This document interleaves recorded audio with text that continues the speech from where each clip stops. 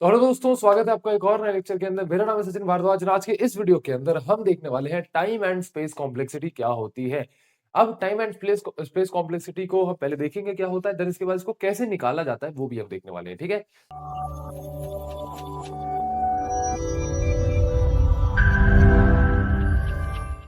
चलिए। तो सबसे पहले भैया मैं आपको एग्जैक्टली बताता हूँ कि what is time and space complexity.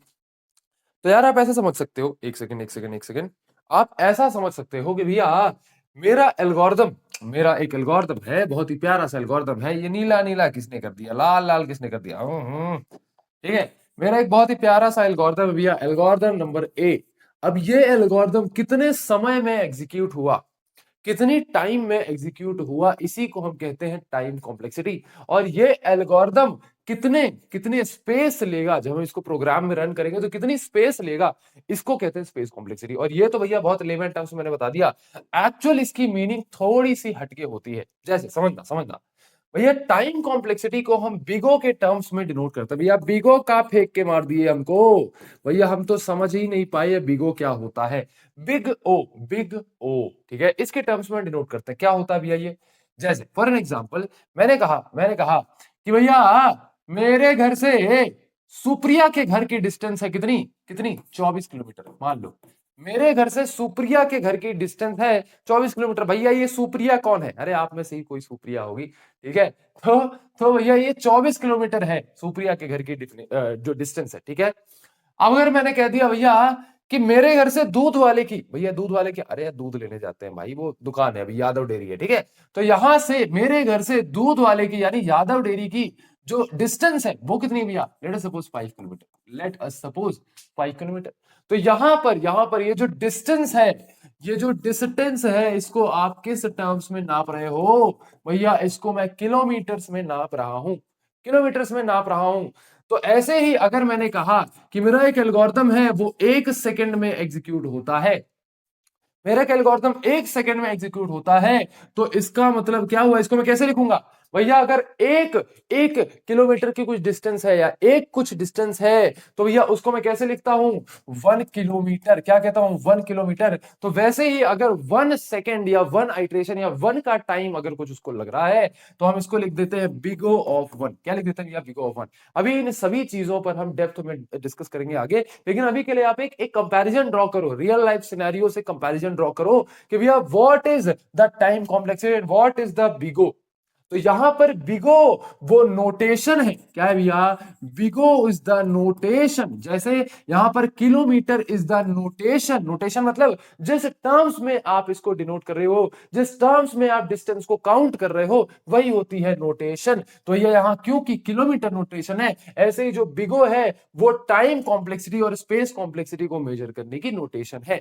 ठीक है, क्या आप यहाँ पे कंपैरिजन ड्रॉ कर पा रहे हो? बिल्कुल भैया। तो जैसे यहाँ 24 किलोमीटर, यहाँ 5 किलोमीटर, तो ऐसे बिगो ऑफ 1। अगर भैया मान लो, अब जैसे यहाँ पर मान लो कि हम इसको वेरिएबल बना देते हैं। वेरिएबल कैसे भैया? मैंने कहा मेरे मेरे घर से राहुल के घर की जो डिस्टेंस है वो लेट सपोज 50 किलोमीटर नहीं, 60 किलोमीटर नहीं, एन किलोमीटर है। कितना किलोमीटर भैया? N kilometre. एन किलोमीटर मतलब ये कितने भी किलोमीटर हो सकती है। एन की वैल्यू आपकी 550 भी हो सकती है, 60 भी हो सकती है, कुछ भी हो सकती है। तो यहां पर मैंने क्या लिख दिया कि भैया डिस्टेंस इन एन किलोमीटर्स। कितने किलोमीटर्स? N kilometres. अब एज एन एल्गोरिथम तो आपको नहीं पता रहता है कि प्रोग्राम कितना एग्जैक्ट टाइम लेने वाला है ना। बस आप ये बता सकते हो कि रफली वो कितना टाइम लेगा, रफली कितना टाइम लगेगा। जैसे फॉर एन एग्जांपल, मैंने बोला भैया एक एल्गोरिथम है, इसको मैंने दो इनपुट्स लिए, दो इनपुट्स के लिए ये बिगो ऑफ 2 टाइम कॉम्प्लेक्सिटी में, हालांकि ये कांस्टेंट होता है तो बिगो ऑफ 1 ही रहेगा, लेकिन बिगो ऑफ लेट सपोज, मान लो अभी इजी लैंग्वेज में समझने की कोशिश करो, बिगो ऑफ 2 टाइम कॉम्प्लेक्सिटी से ये रन होता है। लेकिन अगर यही मैं इनपुट्स को बढ़ा के एन इनपुट्स कर दूं, भैया आपको तो नहीं पता ना यूजर कितने इनपुट देगा या कितने वैरायटी ऑफ इनपुट दे देगा, है ना, या कितना बड़ा इनपुट दे देगा, आपको नहीं पता है ना। तो यहां पर based on the number of inputs हमने क्या किया? Time complexity big O of N लिख दिया। यहाँ पे कोई दिक्कत है क्या भैया? अगर 1 सेकंड लग रहा था, एक इनपुट था, तो हमने कहा बिगो ऑफ 1 टाइम कॉम्प्लेक्सिटी लगेगी। लेकिन अगर एन इनपुट्स है तो भैया big O of N time complexity लग रही होगी। हालांकि ये सारी चीजें मैं आपको डेप्थ में डिस्कस करूंगा, डेप्थ में एक्सप्लेन करूंगा, लेकिन अभी के लिए आपको एक कंपैरिजन ड्रॉ करना है कि भैया रियल लाइफ सिनेरियो से ये एग्जैक्टली बिगो क्या होता है। ठीक, चलिए अब अगर उसी एल्गोरिथम को n सेकंड्स लग रहे हैं तो मैं क्या कहूंगा भैया, उसकी टाइम कॉम्प्लेक्सिटी है बिग O ऑफ n। क्या है भैया, उसकी टाइम कॉम्प्लेक्सिटी है बिग O ऑफ n। तो एग्जैक्टली ये बिग O क्या हुआ भैया, this is the notation to describe या डिनोट टाइम कॉम्प्लेक्सिटी। आशा करता हूँ ये चीजें आपको समझ में आई होंगी। अब ये हो सकता है बहुत ही गंदा सा एग्जांपल ले लिए है, लेकिन हाँ भैया समझ में आया होगा। ठीक है, चलिए अब टाइम कॉम्प्लेक्सिटी और स्पेस कॉम्प्लेक्सिटी को लिखते हैं बकायदे। और बहुत सारी जो टाइम कॉम्प्लेक्सिटीज होती हैं, big O of 1, big O of n, big O of log n, big O of n square, सब कुछ आज की वीडियो के अंदर देख रहे होंगे। ठीक है, टेंशन नहीं लेना, बिल्कुल इजी स्टार्ट करते हैं, लेकिन भैया सब कुछ सीख के ही हम लेक्चर को एंड करते हैं। चलिए, complexity determines how an algorithms resource usages, resources, एक एल्गोरिथम के रिसोर्सेज क्या होंगे भैया, टाइम और space. Resource usages grows as input size increases. भैया अगर आज एक इनपुट है तो मेरा बिग O ऑफ 1 टाइम लगा, यानी big O of 1 time complexity लगी, और कल n इनपुट रहेंगे तो big O of n time complexity लगी। तो भैया बेस्ड ऑन इंक्रीज, जैसे जैसे जो मेरा इनपुट साइज इंक्रीज कर रहा है, जैसे जैसे मेरा इनपुट साइज ग्रो कर रहा है, वैसे वैसे मेरी टाइम कॉम्प्लेक्सिटी भी चेंज हो रही है। तो यहां पर क्या समझ में आया कि एक एल्गोरिथम के रिसोर्सेज कैसे ग्रो करते हैं, एक एल्गोरिथम के रिसोर्सेज जो कि टाइम है या टाइम स्पेस कॉम्प्लेक्सिटी है, वो कैसे ग्रो करते हैं based on the size of input. यही बताता है हमारा कॉम्प्लेक्सिटी। ठीक है, तो आई होप आपको ये चीज समझ में आई। देन दो टाइप के टाइम कॉम्प्लेक्सिटीज होती है, टाइम कॉम्प्लेक्सिटी, स्पेस कॉम्प्लेक्सिटी।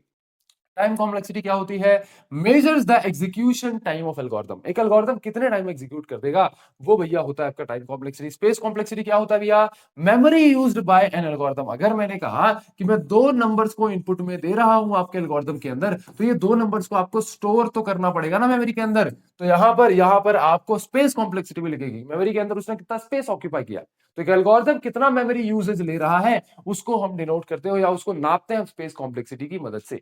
अब वैसे तो अभी जो ये सब्जेक्ट आप पढ़ रहे हैं डा एडा, अगर आप इसको यूनिवर्सिटी एग्जाम के पर्सपेक्टिव से पढ़ रहे हैं, तो यहाँ पर हम सिर्फ या मोस्ट ऑफ द टाइम में टाइम कॉम्प्लेक्सिटी की ही बात करेंगे। स्पेस कॉम्प्लेक्सिटी को यहाँ उतना तवज्जो नहीं दिया हुआ जाता। बस आप सीख लो कि क्या होता है, समझ लो कि स्पेस कॉम्प्लेक्सिटी जैसी कोई चीज होती है, लेकिन हम ज्यादा टाइम कॉम्प्लेक्सिटी को ही पढ़ रहे होंगे। ठीक है, चलिए, what is the need to calculate time and space complexity. अब ये कुछ मैंने पॉइंट्स लिखने हैं एग्जाम में लिखने के लिए। जैसे परफॉर्मेंस एवेल्यूएशन हो जाता है कि भैया मैंने कहा ना, क्या जरूरत है इन दोनों को एनालाइज करने की। भैया मेरे पास तीन एल्गोरिथम है, A1, A2, A3। अगर तीनों में से कौन सा बढ़िया है वो मुझे पता करना है, तो मैं क्या करूंगा भैया, मैं तीनों की टाइम और स्पेस कॉम्प्लेक्सिटी निकालूंगा। जिसकी टाइम और स्पेस कॉम्प्लेक्सिटी सबसे बढ़िया होगी, मैं कह दूंगा भैया इसका परफॉर्मेंस सबसे बढ़िया है, क्योंकि ये कम समय में बहुत जल्दी टास्क एग्जीक्यूट कर रहा है ना। आप कैसे कैसे समझते हो कि भैया आईफोन की जो A18 चिप आई वो कैसे फास्ट है A17 से। आप कहते हो भैया ये कम टाइम में कोई भी एक ऐप खोल के दे देती है, कम टाइम में ये बूट हो जाती है ना, खुल जाता है ये फोन। समझ में आया, तो कम टाइम का ही तो सारा खेला है कम टाइम में ही तो सारा खेला है, इसको हम कहते हैं परफॉर्मेंस। ठीक है, तो यहाँ पर परफॉर्मेंस नापने के लिए हम यहाँ पर टाइम और स्पेस कॉम्प्लेक्सिटी कैलकुलेट करते हैं। ठीक है, स्केलेबिलिटी एनालिसिस कि भैया आज एल्गोरिथम के पास एक इनपुट है, तो एक इनपुट के हिसाब से वो कैसे काम कर रहा है। कोई भी एल्गोरिथम जैसे इसको फाइंड आउट किया आपने, तो ये एक इनपुट के हिसाब से कैसे काम कर रहा है, और मल्टीपल यानी मतलब बहुत बड़े इनपुट साइज पर कैसा काम कर रहा है। तो ये सब भी एनालाइज करने के लिए हम टाइम और स्पेस कॉम्प्लेक्सिटी निकालते हैं, है ना। चलिए, तो ये चीज हो जाती है। Optimisation, identify inefficient code. अब मान लो भैया एल्गोरिथम 1 में या एल्गोरिथम 2 में लेट सपोज इनएफिशिएंट कोड है, तो इसकी अगर टाइम कॉम्प्लेक्सिटी स्पेस कॉम्प्लेक्सिटी निकालोगे तो भैया ये आपका जो है बहुत ज्यादा टाइम और स्पेस कॉम्प्लेक्सिटी निकल रहा होगा, क्योंकि इनएफिशिएंट कोड लिखा हुआ है। जैसे वो कहते हैं ना लीड कोड वगैरह जो आप सॉल्व करते होगे, नहीं करते क्या, नहीं करते। प्लेसमेंट्स के लिए अगर पढ़ना है तो डिस्क्रिप्शन में कोडिंग चैनल के लिंक है, जाके वो चेकआउट करना। अभी तो ये आपकी एडा और डा की क्लासेस भी ऑन यूट्यूब आपके पास आ रही है, क्योंकि ये डेमो लेक्चर्स में प्रोवाइड कर रहा हूँ। अगर इसको कंप्लीट तरीके से आपको पढ़े तो डिस्क्रिप्शन में उसकी भी लिंक मिल जाएगी, तो कंप्लीट तरीके से जाके इसको प्लेटफॉर्म पे पढ़िए। यहाँ पर यार एड्स आ रहे हैं, सारी चीजें आ रही, मेरे को ये सब नहीं जमता। आप एक जगह पे बैठो, प्लेटफॉर्म पे जाओ www.advara.in, और वहां पे जाके आप ये चीज पढ़ सकते हो। ठीक है, चलिए, तो ये मतलब प्रमोशन नहीं करेंगे, लेकिन ऐसा कि हाँ चलो बता दिया। चलिए, रिसोर्स मैनेजमेंट देखना है भैया, जैसे सीपीयू कितना यूटिलाइजेशन हो रहा है, मेमोरी कितना यूटिलाइज हो रहा है, स्पेस कॉम्प्लेक्सिटी तो बताता है ना मेमोरी कितना यूटिलाइज हो रहा है। ठीक है, इसको नोट करिए। चलिए, तो ये सारी स्पेस और टाइम कॉम्प्लेक्सिटी की बात हो गई। अब बात करते हैं कि भैया टाइम कॉम्प्लेक्सिटी एग्जैक्टली कैलकुलेट कैसे किया जाता है। तो देयर आर टू मेथड्स। अब मेथड 1 के अंदर हम हाथ से काउंटिंग कर लेते हैं। क्या बोलते हो भैया, उंगलियों में गिनते हैं कि अच्छा 1 2 3 4 5 6 ऐसे गिनते हैं क्या? हाँ हाँ, सॉर्ट ऑफ ऐसे ही गिनते हैं। अभी जस्ट नेक्स्ट स्लाइड में बताने वाला हूँ कि कैसे गिनते हैं। ठीक है, तो एक तरीका होता है काउंटिंग बेसिक ऑपरेशंस, कि भैया आपके पूरे प्रोग्राम के अंदर बेसिक क्या क्या ऑपरेशंस हुए। जैसे भैया मैंने कहा भैया एक लूप है, वो n टाइम्स चल रहा है भैया। एक लूप है जो कि 1 से n तक चल रहा है, तो लूप मेरा n टाइम चल रहा है। फिर मैंने कहा भैया एक वेरिएबल बनाया था मैंने int a is equal to 6 नाम का, तो ये 1 सेकंड के अंदर बन गया होगा, तो ये 1 ऑफ टाइम कॉम्प्लेक्सिटी। तो यहाँ पर इस प्रोग्राम की टोटल टाइम कॉम्प्लेक्सिटी क्या हुई, n+1।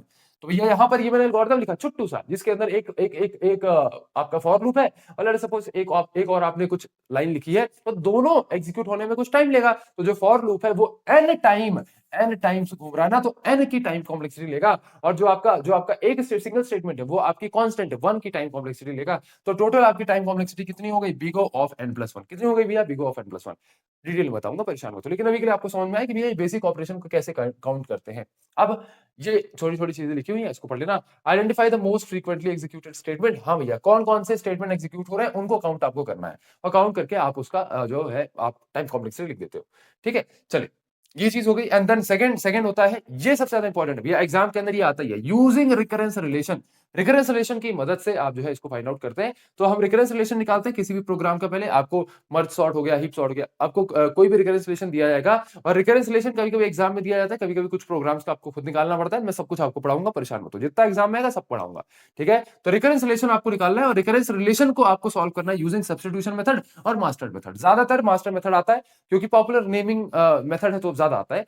बाकी सब्स्टिट्यूशन भी आता है और मास्टर भी आता है, इसको छोड़ के मत जाना, ये भी आ सकता है। ठीक है, मैं दोनों कराऊंगा, आप दोनों पढ़ लेना। ठीक है, चलिए, तो इसको हम बाद में फर्दर वीडियोस में देख रहे होंगे, अभी के लिए आपको ये वाला देखना है। चलिए इसको नोट करिए। तो अब फाइनली देखते हैं कि भैया कितने प्रकार के आपके कॉम्प्लेक्सिटीज होते हैं और उनको कैसे कैलकुलेट किया जाता है। जैसे समझना, मैंने क्या किया, मैंने भैया एक प्रोग्राम लिखा, मैंने लिखा इंट मेन, मैंने लिखा भैया इंट मेन, और मेन के अंदर मैंने लिखा int n is equal to 1। तो इसका मतलब क्या हुआ भैया, मेमोरी के अंदर एक n नाम का वेरिएबल क्रिएट हुआ होगा, और उसके अंदर 1 जाके स्टोर हो गया होगा। बिल्कुल बिल्कुल। अब ये एक सिंगल लाइन को एग्जीक्यूट करने में प्रोग्राम को कितनी टाइम कॉम्प्लेक्सिटी लगी भैया, क्योंकि एक सिंगल लाइन है तो यहां इसको कांस्टेंट टाइम कॉम्प्लेक्सिटी लगेगी। कितनी भैया, कांस्टेंट टाइम लग रहा होगा, तो इसकी टाइम कॉम्प्लेक्सिटी हो जाएगी बिग O ऑफ 1। भैया 1 सेकंड लग रहा है, तो एक सेकंड में हमने इसको बिग O ऑफ 1 बोल दिया। अब एग्जैक्टली 1 सेकंड नहीं होता, वो आपको समझाने के लिए था, जैसे 1 kilometre, 5 kilometre, 10 kilometre, 1 second, 2 second, ये आपको समझाने के लिए था, लेकिन एग्जैक्टली 1 सेकंड नहीं होता, सेकंड मिनट्स ऐसे नहीं नापते। ये big O of 1 time complexity है, बस दैट्स इट, इसके अलावा कुछ नहीं। तो जैसे 1 सेकंड है ना, तो ये सेकंड भी क्या है, नोटेशन है, इस टाइम को डिपिक्ट करने की एक नोटेशन है। वैसे ही टाइम कॉम्प्लेक्सिटी को डिपिक्ट करने की नोटेशन होती है बिग O। तो यहाँ कोई ये जो 1 लिखा नहीं, ये 1 सेकंड नहीं है, जरूरी नहीं कि 1 सेकंड हो भैया। ऐसे तो कैलकुलेट करने चलो तो ये 1 मिनट भी हो सकता है, लेकिन ऐसा नहीं है। ये big O of 1 time complexity है कि भैया इस चीज को एग्जीक्यूट करने के लिए इसको कांस्टेंट टाइम कॉम्प्लेक्सिटी लगेगी, और इसको हम इससे डिनोट करते हैं।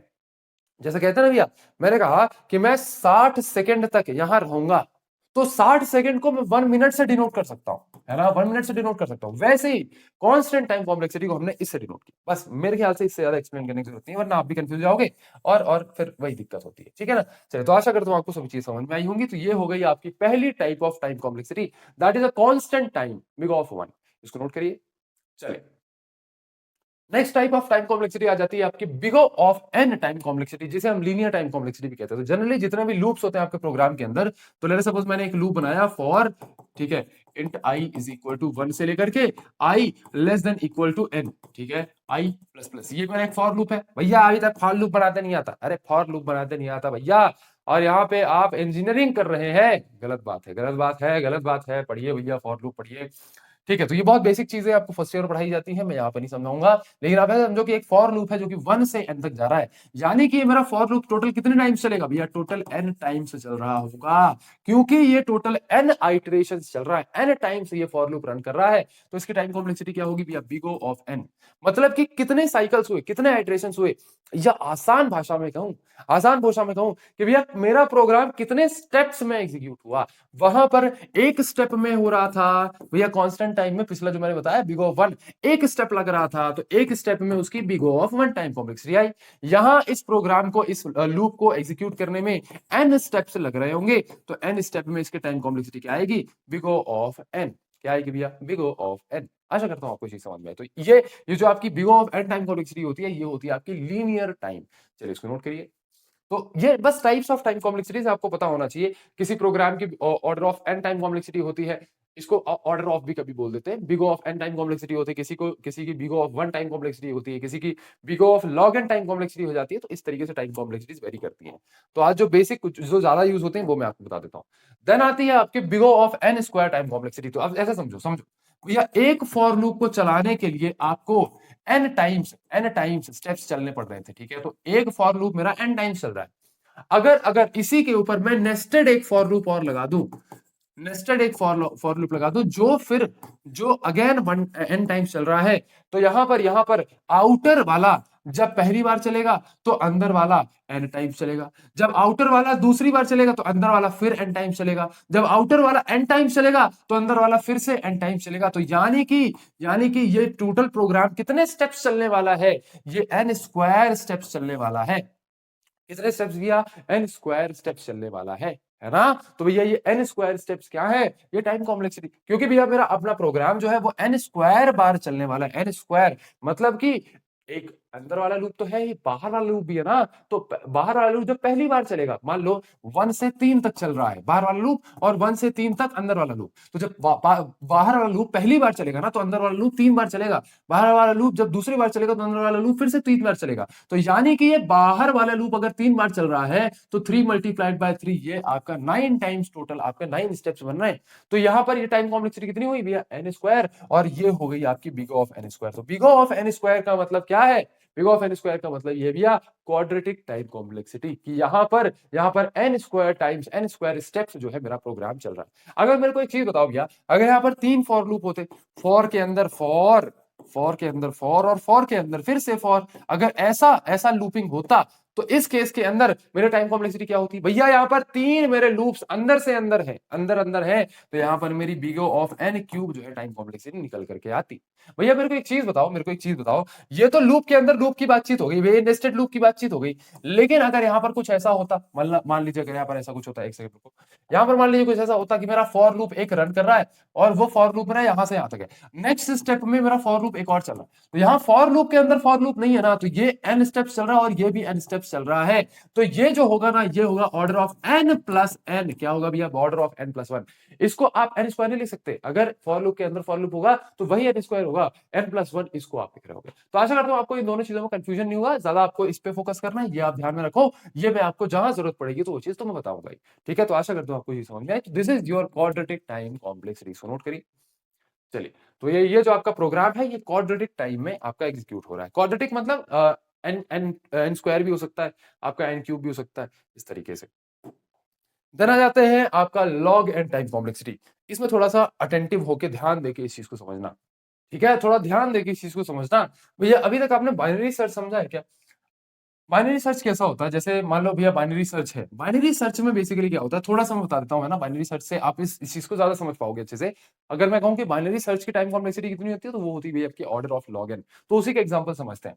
बाइनरी सर्च के अंदर मान लीजिए भैया मेरा एक सॉर्टेड सीक्वेंस के अंदर 5 6 7 8 9 और लेट सपोज आपका 10, ठीक है। तो ऐसे मेरे सॉर्टेड सीक्वेंस में एक एरे दी हुई है, और बाइनरी सर्च का मतलब क्या है, बाइनरी सर्च एक एल्गोरिथम होता है जिसकी मदद से इस एरे के अंदर किसी एलिमेंट को फाइंड आउट करते हैं। तो मान लीजिए मैंने कहा कि लेट्स सपोज 9 को आप फाइंड आउट करो, है ना। तो अब मेरा ये जो प्रोग्राम है पता क्या करेगा, ये बाइनरी सर्च एल्गोरिथम के अंदर क्या करेगा, इस एरे को बीच से तोड़ना चालू करेगा। हाँ, एक चीज जरूरी है कि बाइनरी सर्च के अंदर जो एरे आप लेते हैं वो एक सॉर्टेड एरे होनी चाहिए, भैया सॉर्टेड सीक्वेंस में होनी चाहिए, ठीक है। तो वो क्या करता है, इसको तोड़ता है, इसको दो पार्ट्स में इसने तोड़ दिया, ठीक है। दो पार्ट्स में तोड़ दिया, इसमें मिड कुछ आया होगा, मान लीजिए मिड आपका आया 7, मिड आपका आया 7, तो ये आपका मिड पॉइंट हो गया, पूरी एरे का मिड पॉइंट। कैसे निकालते हैं भैया, आपका फर्स्ट जो इंडेक्स है वो 0 हो गया, लास्ट इंडेक्स कितना 1 2 3 4 5 6, तो ये आपका लास्ट इंडेक्स हो गया 5, बराबर। अब यहाँ पर मिड कैसे निकालते हैं, 0 + 5 डिवाइड बाई 2, तो आपका आ गया 3, कितना आ गया भैया 3 आ गया, तो यहाँ 3 आपका मिड पॉइंट हो गया। अब बेसिकली क्या करता है, जब दो एरेज में ये डिवाइड हो गया फर्दर, इसको भी लेमैन टर्म्स में समझो, अभी आप ये समझ रहे हो, ठीक है। बाइनरी सर्च से समझेंगे जब आप टॉपिक आएगा, ठीक है। चलिए, तो यहाँ पर ये 5 6 7 और इधर साइड ये 8 9 और 10, ये आपके दो एरेज में डिवाइड हो गया। अब ये क्या करता है प्रोग्राम, ये बोलता है कि भैया मेरा मिड 7 है और मेरा जो 9 है वो मिड से बड़ा है, यानी कि भैया मिड से अगर बड़ा है तो मुझे लेफ्ट में सर्च करने की जरूरत ही नहीं है, क्योंकि मुझे पता है भैया सॉर्टेड एरे है, 9 7 के लेफ्ट में थोड़ी होगा, सॉर्टेड एरे है ना, तो 7 के बड़ा है अगर 9, तो 9 के मतलब 7 के राइट में ही 9 होगा, बराबर। तो अब वो इस एरे में ना चेक करके सिर्फ इस एरे में चेक करेगा। तो अब इस एरे के अंदर फर्दर वो बाइनरी सर्च अप्लाई करेगा, तो फर्दर वो मिड से जो है पार्टीशन करेगा, और यहां पर मिड से पार्टीशन करने पर 8 इधर आ गया, 9 इधर आ गया और 10 इधर आ गया, 2 एरेज में फिर से डिवाइड हुआ। और उसको समझ में आया भैया मिड तो हमें मिल चुका है, और हमें अपना जो आपका जो आप ढूंढ रहे थे वो आपको मिल चुका है, और वो इसका जो इंडेक्स है वो रिटर्न कर देगा, बोलेगा भैया ये इंडेक्स पे जो है आपका 9 पड़ा हुआ है। तो यहां पर बाइनरी सर्च ने क्या किया भैया, एक बड़ी प्रॉब्लम को 2 पार्ट्स में डिवाइड करना शुरू किया, और ये 2 पार्ट्स में तब तक डिवाइड किया जब तक भैया आपका एक एक सिंगल एलिमेंट ना बच जाए, पूरी एरे में से सिंगल सिंगल एलिमेंट ना बच जाए, तब तक ये डिवीजन करता है, या जब तक आपको वो एलिमेंट आपका मिल ना जाए तब तक ये डिवीजन करता है। तो यहां पर इसने क्या किया, 2 पार्ट्स में डिवाइड करना शुरू किया। तो यहां पर एक पूरी एरे की साइज अगर n है, अगर पूरी एरे की साइज आप n लो, यहां पर n इज इक्वल टू कितना है, 6 है, ठीक है। तो यहां पर साइज ऑफ एरे कितनी होगी, 6। अगर पूरी एरे की साइज n है तो ये n/2 पार्ट्स में इसको डिवाइड करता है। फर्दर n/2 वाले पार्ट्स को फर्दर डिवाइड करेगा, और इनका इनका साइज क्या होगा, n/4, ठीक है। तो इसको भी फर्दर डिवाइड करेगा, n/4 और हर बार क्या हम दोनों तरफ चेक कर रहे हैं, नहीं। अगर भैया मुझे राइट पार्ट में, अगर मुझे पता चला कि यार 9 मेरा राइट पार्ट में, तो मैं पूरे लेफ्ट पार्ट को स्किप कर देता हूं, लेफ्ट पार्ट को मैं चेक ही नहीं करूंगा। ये चीज समझ में आई। तो भैया सिर्फ राइट पार्ट को मैं चेक करूंगा, है ना। तो इस केस के अंदर क्योंकि हम यहां पर n/2 करते जा रहे हैं, तो this is your logarithmic time complexity. यहां पर ये आपका log n टाइम कॉम्प्लेक्सिटी लग रहा है। अब इसको हम स्टेप्स वाले एग्जांपल से समझते हैं भैया। स्टेप्स वाले एग्जांपल से कैसे, स्टेप्स वाले एग्जांपल से ये तो हमें समझ में आया कि log n टाइम कॉम्प्लेक्सिटी कैसे लग रही है। इसको स्टेप्स वाले एग्जांपल समझते हैं कि भैया मुझे तो आप टाइम कॉम्प्लेक्सिटी ये सब मत बताओ, मुझे आप ये बताओ कि भैया मेरा प्रोग्राम कितने स्टेप चला, ठीक है। तो इस केस के अंदर ऐसे ऐसे प्रॉब्लम्स के अंदर अगर आपका n इज इक्वल टू 32 है, लेट सपोज आपका जो साइज ऑफ द एरे है वो है 32, तो n की वैल्यू कितनी हो गई, 32 हो गई। अब अगर n ये लूप होता तो इसकी टाइम कॉम्प्लेक्सिटी कितनी होती भैया, बिग ऑफ n होती। लेकिन क्योंकि ये ऐसे डिवीजन में n/2 करके ये प्रोग्राम चल रहा है, ये प्रोग्राम एक नॉर्मल फॉर लूप नहीं है, बाइनरी सर्च का प्रोग्राम है, तो यहां पर टाइम कॉम्प्लेक्सिटी कितनी लगेगी, log n टाइम कॉम्प्लेक्सिटी लगेगी। अब अगर आप इसका log n निकालोगे तो आपको क्या मिलेगा, तो भैया यहां पर log n निकालोगे तो आपको मिलेगा क्या, log बेस 2 और यहां पर n, एक सेकेंड, तो यहां पर log बेस 2 और यहां पर आपका आ जाएगा 32, एक सेकेंड 32 आएगा ना, हाँ भैया यहां पर log n, तो log बेस 2 और 32 को आप कैसे लिख सकते हैं, 2 टू द पावर 5 लिख सकते हैं, बिल्कुल भैया। तो यहाँ पर log बेस 2 और ये 2 टू द पावर 5 आ जाएगा, 5 आ जाएगा आपका आगे, तो ये हो जाएगा 5 log बेस 2 और 2 आ जाएगा, ये हो जाता है आपका 1। तो यानी कि टोटल मुझे 5 स्टेप्स लगे, बिल्कुल भैया बिल्कुल मुझे 5 स्टेप लगे। अगर आपकी 32 साइज की जो एरे है, 32 साइज की एरे है, उसको डिवाइड करोगे तो वो फाइनल एक सिंगल एलिमेंट में आपको 5 स्टेप लगेंगे, 5 स्टेप में आप सिंगल एलिमेंट में पहुंच जाओगे, ठीक है। तो यहां पर टोटल मुझे कितने स्टेप्स लगे, 5 स्टेप्स लगे। तो भैया यहां पर 32 इनपुट में मुझे सिर्फ 5 स्टेप चलने पड़े। अगर ये एक लूप होता तो 32 के 32 आपको स्टेप चलने पड़ते, तो ये टाइम कॉम्प्लेक्सिटी कम हो गई। तो यहां पर आपको एक चीज और समझ में आई कि बिग ऑफ log n जो टाइम कॉम्प्लेक्सिटी है वो मेरी कम होती है किससे, बिग ऑफ n से। बिग ऑफ n से ये कम होती है। जैसे ये चीज समझ में आ रही ना, यहां पर कितने आपको 32 स्टेप्स लग रहे हैं, बिग ऑफ n अगर ये होता नॉर्मल फॉर लूप होता तो 32 स्टेप्स लग रहे होते, लेकिन क्योंकि बिग ऑफ log n है तो ये आपको 5 स्टेप्स ही लग रहे हैं। आशा करता हूँ ये चीज आपको समझ में आई होगी, नहीं समझ में आई थोड़ा रिवाइंड करके 2x में फिर से देख लोगे, अच्छे समझ में आ जाएगा। और इससे बेटर तरीके से मैंने इसको समझाया ना कि भैया अब आपको कोई टेंशन लेने की जरूरत नहीं है log n टाइम कॉम्प्लेक्सिटी के अंदर।